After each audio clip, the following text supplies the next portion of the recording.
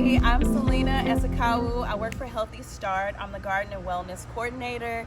And today I just wanted to give you a few tips if you are interested in starting your own garden. Maybe it's something you've thought about doing before, or maybe you haven't been able to do it but really interested, or maybe this is your first go at even thinking about growing food. I just wanted to give you some practical things to get started on your journey with growing food, or even some tips if you're already doing it. I did want to show off some veggies that we got from the community garden right here on campus this morning. We got cucumbers, tons of okra, even some eggplant. And then we have these beautiful, delicious tomatoes. I picked them early before they were ripe so the bugs don't get them. Tons of peppers. Can you imagine making your own salsa with this? And it really is cost effective if you're thinking about, saving some money, and starting your own seeds is a good way to do that. I'll do a quick demo of starting your own seeds, and even if you don't want to start your own seeds, you can do your starts. You can buy your starts at a store, a local garden store, and put them in a pot. I don't know if you can see the pots behind me, but there's some garden pots that you can put your plants in, like these, or even like those with the roses, the flowers over there. Is a good one if you have a sunny window or a balcony at your place, or a backyard, but you don't want to have a full garden bed. Those pots are perfect for growing peppers, tomatoes, even squashes if you have room for the squashes to run out of the pot. So even though it's fall, I'm planting some beans and actually some squashes. These are really good fall crops. If it was the springtime, you would be starting your peppers, your tomatoes, even your eggplants. At the end of February, beginning of March is a good time to start those plants. So just real quick, with these beans here, again, I'm putting no more than 4.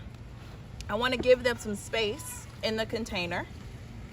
I'm just gonna stick them in upright. I'm not even gonna make a hole for them.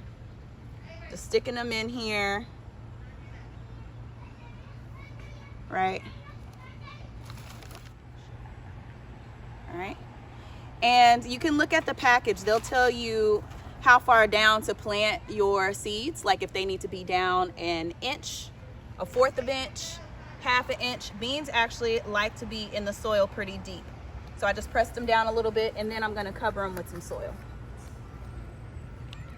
Just sprinkling some soil on top. I'm barely gonna pat it down. Once you actually get water on this soil, it's gonna sink down even more.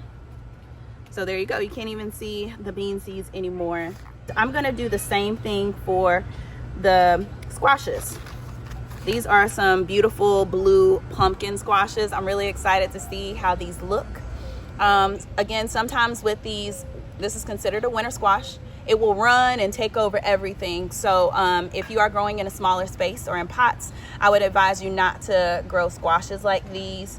Something that is really good to grow this time of the year can even be like your kales right now. It's the end of July. You can grow kales, and they're not going to grow very big in your pots. So maybe not squashes for everyone. You can do some kale seeds.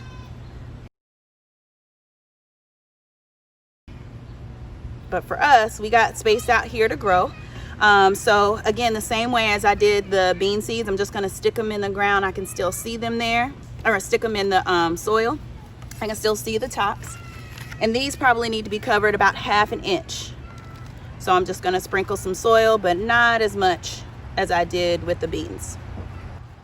And then last but not least, I'm going to water these. Anytime you plant seeds, whether it's actually in your pot or starting them, you want to water them very thoroughly and allow the water to sink into the soil and really absorb. And the first 3 to 5 days is critical for seeds, because that's when they germinate, and germinate is when they first start to root and sprout up.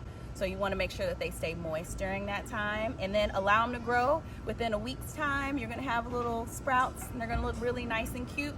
And then in about 4 weeks will be the time that you transplant them and put them either in your garden bed, in your pot, or where they're going to live for a while.